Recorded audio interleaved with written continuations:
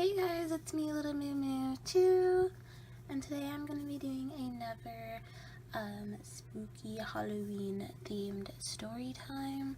I am going to be reading 3 books today, so this one's going to be pretty lengthy.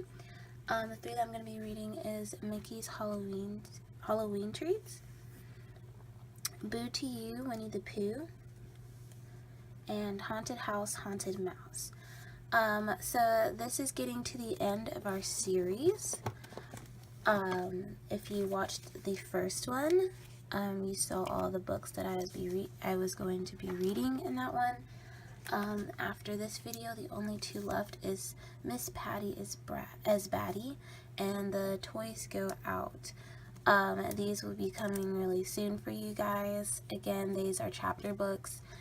So it will be audio listen, and you'll get to see some Little Space Halloween themed inspired visuals for it. And yeah, I hope you guys look out for this. But today what we're going to start off with is Boo to You, Winnie the Pooh. And it is by Bruce Talkington and illustrated by Robin Cuddy.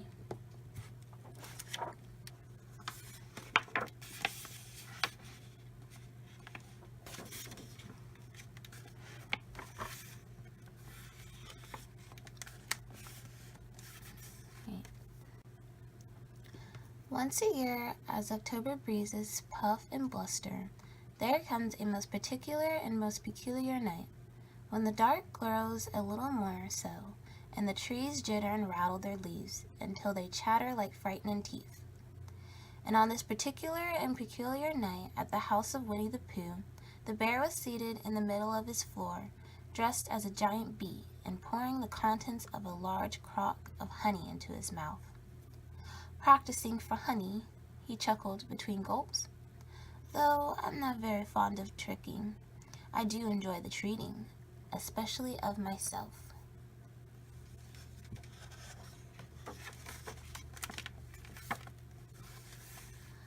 Just as Pooh was savoring the last small smackroll of sweetness of a creature in baggy pajamas with a skeleton painted on them, bounced Pooh, and the 2 of them went rolling across the floor in a tangle. "Not late, am I, buddy boy?" hooted Tigger, for, of course, that is who the bouncer was. Halloween's what Tiggers and skeletons do best, 'cause nothing more fundamental than fun. Hoo-hoo-hoo-hoo! Behind the delighted feline were 2 Eeyores, one wrapped in bandages, like a mummy, and the other sort of bed-wrangled, Eeyore-like creature. "See, even Donkey Boy's precipitating," Tigger pointed out. "Hello, Eeyore," said Pooh to a mummified donkey. "And hello, Gopher," he chuckled to the other Eeyore. "Ding, dag, nabbit," snapped Gopher ruefully. "How am I supposed to win the best costume contest if you know it's me?" Gopher stumped off, muttering to himself. "I'll surprise him yet. I'll just wait and see." "Best costume contest," explained Tigger. "Come on, Poohster, we gotta get a move on." "Not," Pooh said with surprising determination for such an uneasy-going bear, "until our good friend Piglet can join us."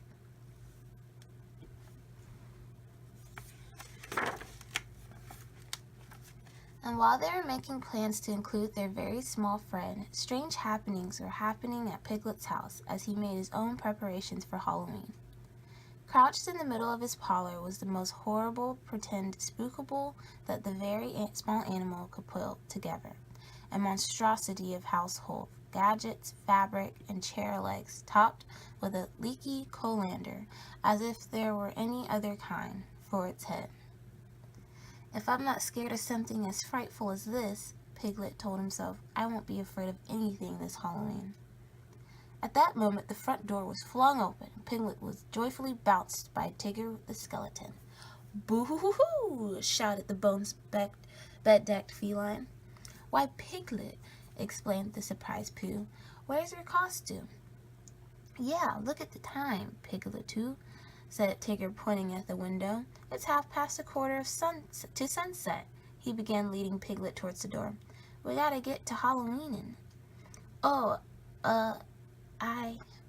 Piglet stammered, searching for a suitable explanation.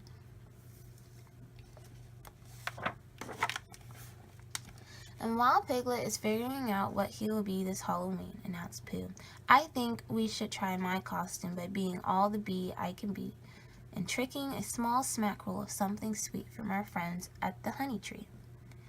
"But Pooh," Piglet began to protest. "Perhaps it would be best," Piglet interrupted Pooh, "if you didn't call me by my given name," and he whispered to Piglet as an afterthought, "It might make the bees suspicious." "Enough jabbering," hooted Tigger. "Let's get to terrifying." So much to little Piglet's distress, they all followed Pooh off to trick-or-treat the honey bees. But they were on their way back almost immediately, if not sooner, running as fast as they could with a blizzard of angrily buzzing bees close behind.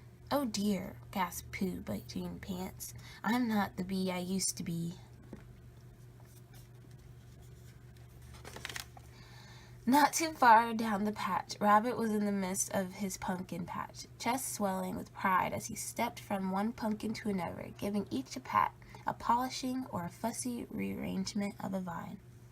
"Ah," sighed the satisfied Rabbit to himself, "each precious pumpkin is a picture of perfection."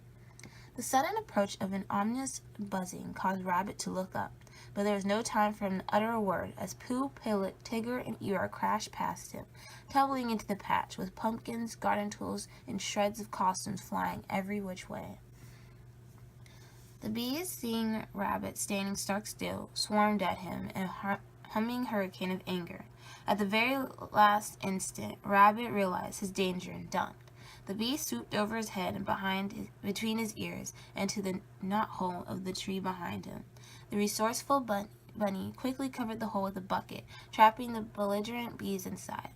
However, before he had the time to even breathe a sigh of relief, Rabbit found himself face to face with a Pooh Bear who looked a great deal like Gopher, in a red jersey with a pillow stuffed beneath it.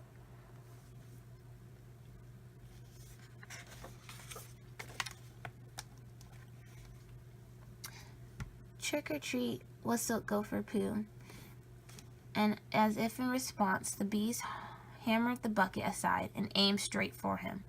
"Oh, bother," wailed Gopher Pooh as he disappeared into the gathering gloom with the bees right behind him. Rabbit surveyed the upheaval of his pumpkins and his friends and shook his head in exasperation. "Of all my favorite holidays," he sighed forlornly, "Halloween isn't."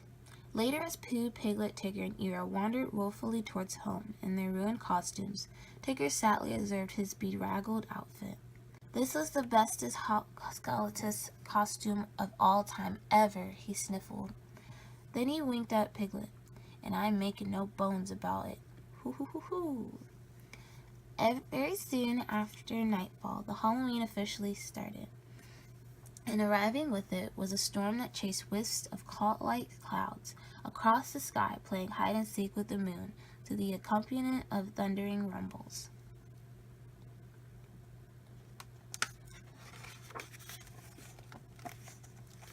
Piglet scurried about his house, frantically blocking his door with furniture, and all about were posted very small signs that read, "Spookables scram," and "No ghost allowed," and "Goblins go home." So when a knock sounded on his front door, Piglet was not at all eager to answer, and dove beneath his armchair. Who is there?" he squeaked, keeping his hand over his eyes. "Why," responded a very Pooh-sounding voice, "it's me." "Them? Us? Pooh Bear?" said Piglet, peering out hopefully from under the armchair's dust ruffle. "How can I be certain it's truly you? This could be a spookable trick." "Yes, I see more or less," murmured Pooh from the other side of the door, where he stood with Tigger and Eeyore, "though mostly less," he sighed. "Perhaps as you say something only you could say," reasoned Piglet. "Then I'd be certain it's you." "What would that be?" asked the puzzled Pooh. "How about I am Pooh?" suggested Piglet. "You are?" exclaimed the now totally confused bear of little brain. "Then who am I?" Pooh Bear! Squealed the delighted Piglet as he zipped out from under the chair, unlocked the door, and threw it open to reveal the smiling Pooh and Tigger and Eeyore.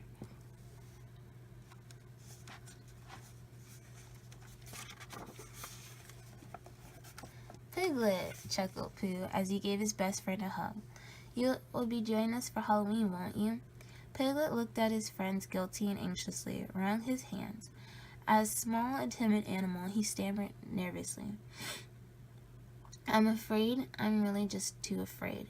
He hung his head sadly. I'm very, very sorry indeed. That's quite all right, Piglet, said Pooh Bear as he put a reassuring arm around his friend's very small shoulders. I'll certainly not have Halloween. This Halloween shall be a Hallow-wasn't, and you shall have no reason to be afraid. Piglet smiled up at Pooh gratefully. Thank you, Pooh Bear, he said. I think I should be all right now. Later that night, the storm began to rage fiercely through the 100-acre wood, twisting trees, rocking rocks, and howling horribly. Pooh watched it from the window and frowned. I hope Piglet is not too frightened, he sighed to himself. He is, of course, all alone.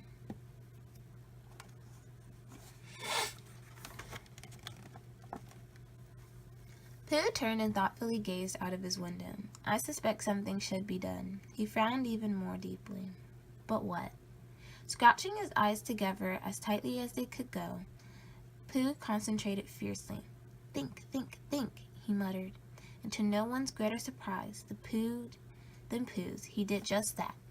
Why, said Pooh, when the thought hit him, just because Piglet can't have Halloween with us, there's no reason why we can't have Hallow-wasn't with him. At Tigger's house, the fearless feline was putting the finishing touches on a ghost costume. When he was done, he shook his head sadly. If only Piglet was more like me and less like him, he said to himself. I'm not a scared-o. At that moment, Tigger's front door creaked open to reveal two shredded figures on his doorsteps. Spookables! Hollered Tigger, so frightened he tried to hide behind himself and tipped over his tail. The Spookables removed their sheets, and Pooh and Eeyore grinned down at the sprawled Tigger, who instantly bounced back to his feet.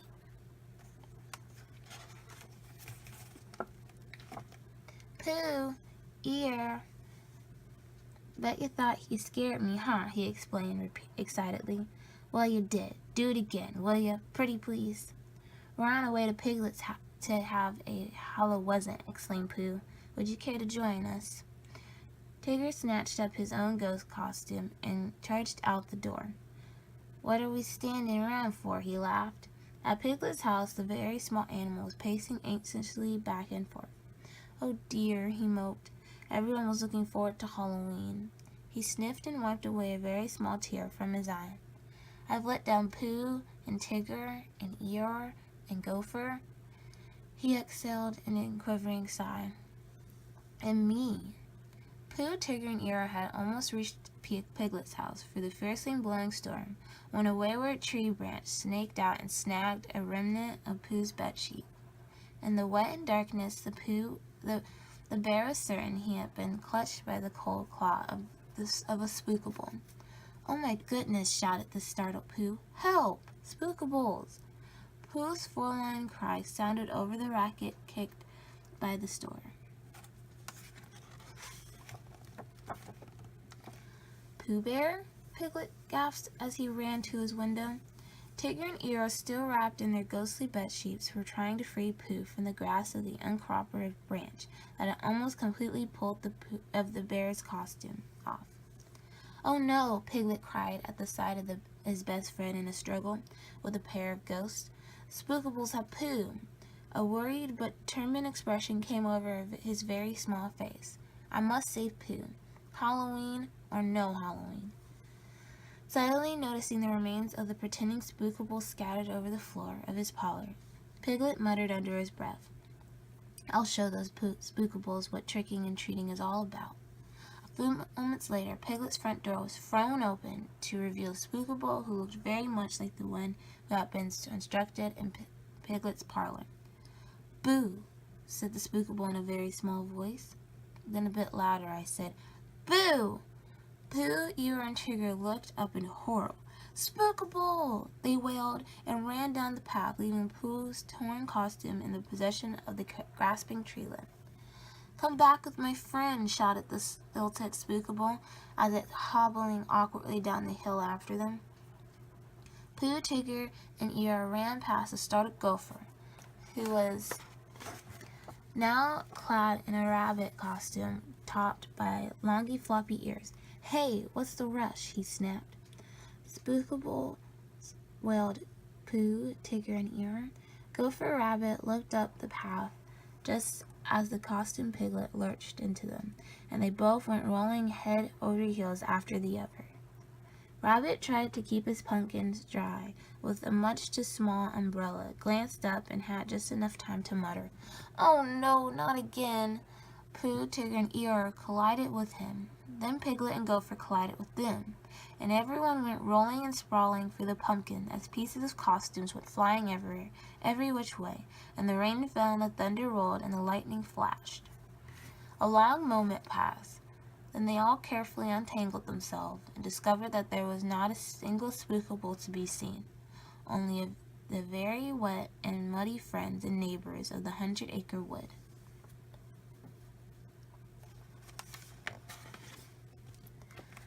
"Help!" squawked Gopher, making everyone jump. He was sitting in the midst of the garden with a hefty pumpkin on his shoulders and an oversized rabbit ears, which were all that was left of his costume, poking out the top and waving in the breeze. "What a wonderful costume, Gopher," said a very impressed Eeyore. "It is," responded the amazed Gopher. "I particularly like the ears," agreed Rabbit. "You do?" said Gopher.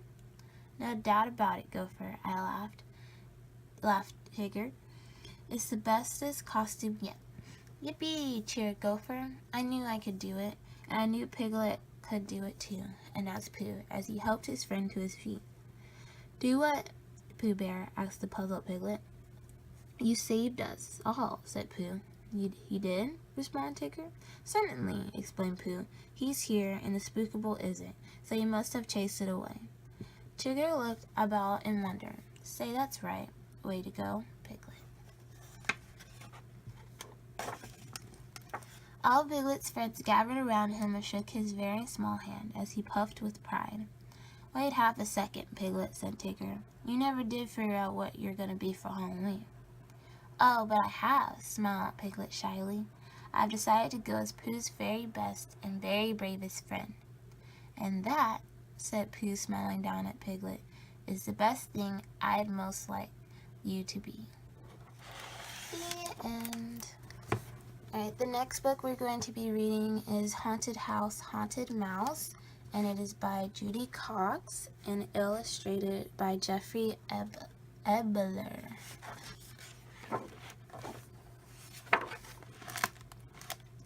One October night, the doorbell rang. Mouse peeked out of his hidey hole. The night was dark. The dark was spooky. On the front porch stood a fearsome trio, a skeleton, a goblin, and a ghost. But Mouse wasn't scared. His whiskers twitched as he watched. "Trick or treat," said Skeleton. "Trick or treat," said Goblin. "Trick or treat," said a little bitty ghost, and she tripped over her sheet. The three held out their sacks. Dad plopped one piece of candy in each bag.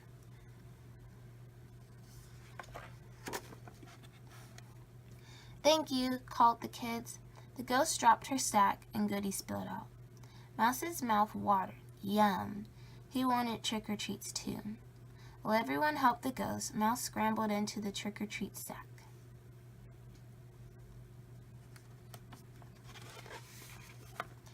Candy! More candy than Mouse had ever seen. Sour balls, gumdrops, lollipops, and chocolate bars. Mouse closed his eyes and inhaled deeply. His whiskers wiggled. He simply didn't know where to begin. He nibbled on this and noshed on that, until his cheeks were as plump as a chipmunk's. Just then the bag swung high in the air. Where were they going?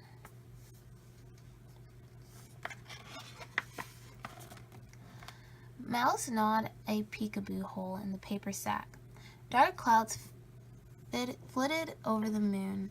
Jack-o'-lanterns sent beams of golden candle shine flickering across front lawns. Flocks of trick-or-treaters scurried from door to door. Mouse didn't see the candy leaking out, piece by piece, through the peekaboo hole.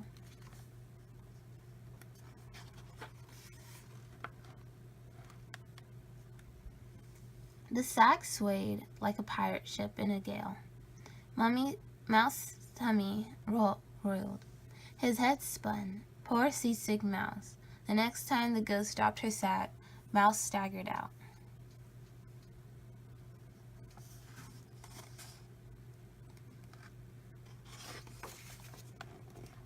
Just then it started to rain.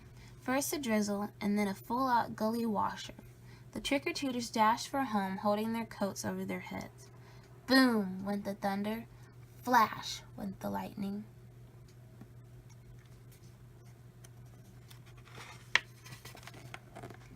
Away went Mouse. He darted here and there, dodging raindrops, splashing through puddles. Where could he find shelter? He was lost. He was wet. He was cold.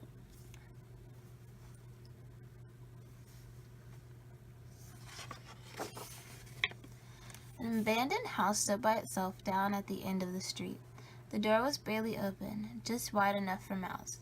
Lickety-split, he scampered inside. He didn't notice the sign in the front, "Keep out."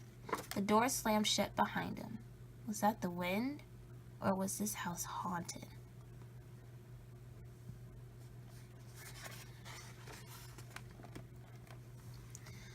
Mouse tiptoed down the hall to see what he could see.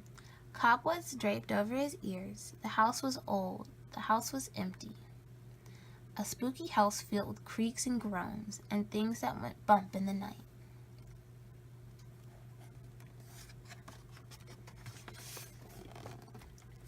He heard bones rattle, a skeleton dancing. He saw eyes glimmer, a goblin prancing. A pale shape floated past, a ghost haunting.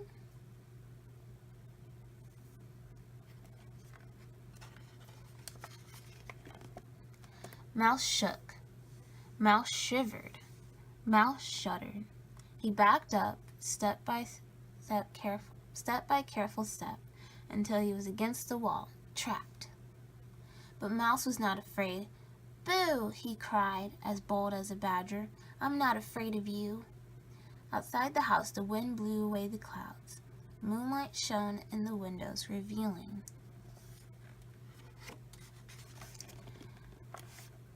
bamboo's chimes jiggling, no skeleton, a green frog croaking, no goblin, torn curtains fluttering, no ghost.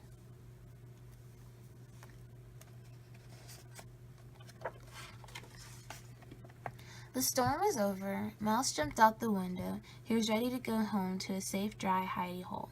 But how could he find his way back?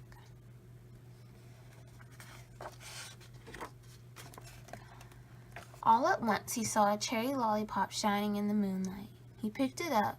Farther down the sidewalk he spied a sour ball, and under the street lamp he spotted a scattered row of candy corn. Piece by piece he followed the candy trail all the way home.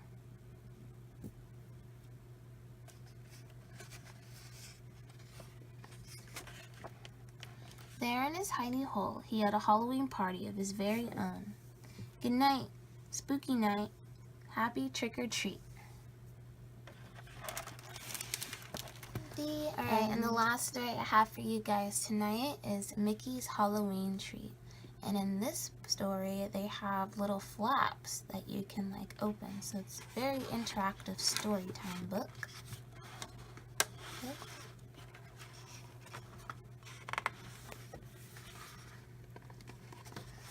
Try to skip a page. Oh boy, doesn't everyone look swell? What's Minnie dressed up as? A witch, that's right. And Daisy is Little Bo Peep. What's Donald dressed up as? A cowboy, that's right. Goofy's a knight, and Pluto's a bee. And I'm a magician. Ta-da! But why do you think we're all wearing costumes? Where could we be going? Look in the mailbox to see where we've been invited.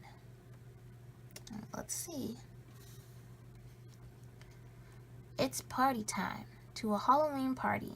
It's at Pete's Trick-or-Treat Tower. Want to come along? Yes, we would.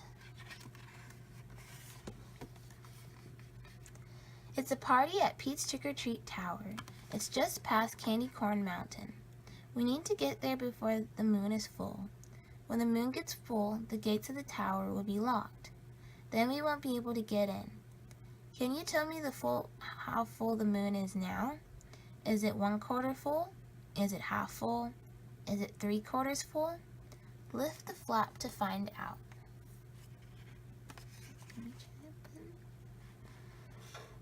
It's only 1/4 full. Good job. We still have time to get there.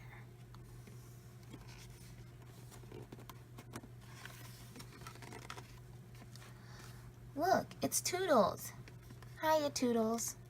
Toodles has got our Mousecatools. They will help us get to Pete's Trick-or-Treat Tower. You can help us too. What tools do you see? A jack-o'-lantern? You betcha. A garbage can lid? A carrot? That's right. And the mystery Mousecatool, that's a surprise tool. That can help us later. We're just about ready to go, but Goofy's costume needs one more thing. A shield.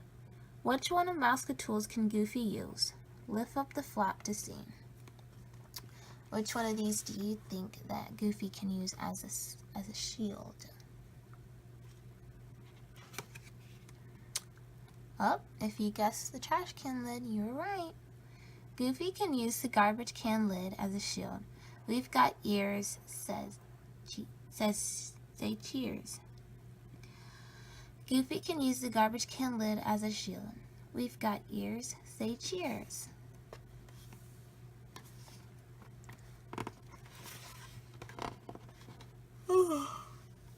We made it over Candy Corn Mountain thanks to some fancy rope work by Cowboy Donald. Thanks, partner. Look at the moon. How full is it now? It's half full, that's right. But we still have to go through the woods, and it sure is foggy. Oh, Toodles! What does Toodles have that can help us see through the fog? Is it the jack-o'-lantern, the carrot, or the mystery Mousecatool? Lift the flap to see. Which one do you think will help them? It's the jack-o'-lantern. We've got ears. Say cheers.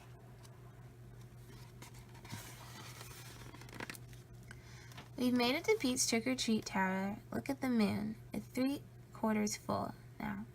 Uh-oh, Goofy has dropped his shield. Which one of our Mouseketeers can help us get it back? A carrot? Nope. That means it's time for the mystery Mousecatool. Can you say mystery Mousecatool? To find out what the mystery Mousecatool is, look under the shield. It's a magnet. We can get Goofy's shield with the magnet.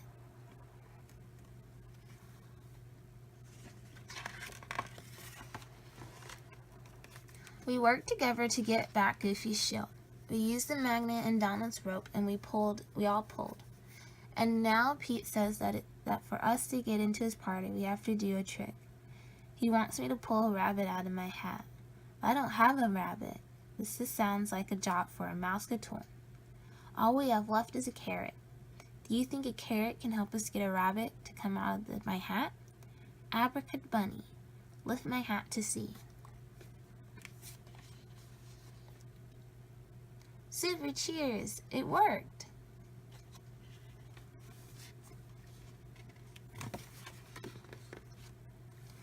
I pulled a rabbit out of my hat. Now we can go to Pete's party.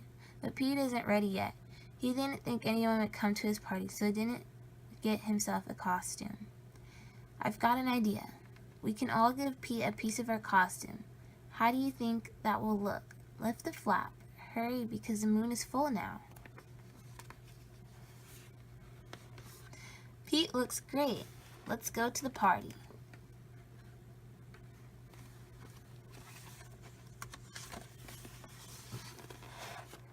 Gee, we all had a great time at Pete's Halloween party once he helped us get out there. Remember what we did? First we used a garbage can lid for Goofy's shield. Then we used a jack-o'-lantern to light our way through the foggy forest. Then we used a magnet to get Goofy's shield back. Then we used a carrot to pull a rabbit out of my hat. What a hot dog day. Happy Halloween. Let's do the Mouska dance. The end. That was the last story that I have for you guys tonight.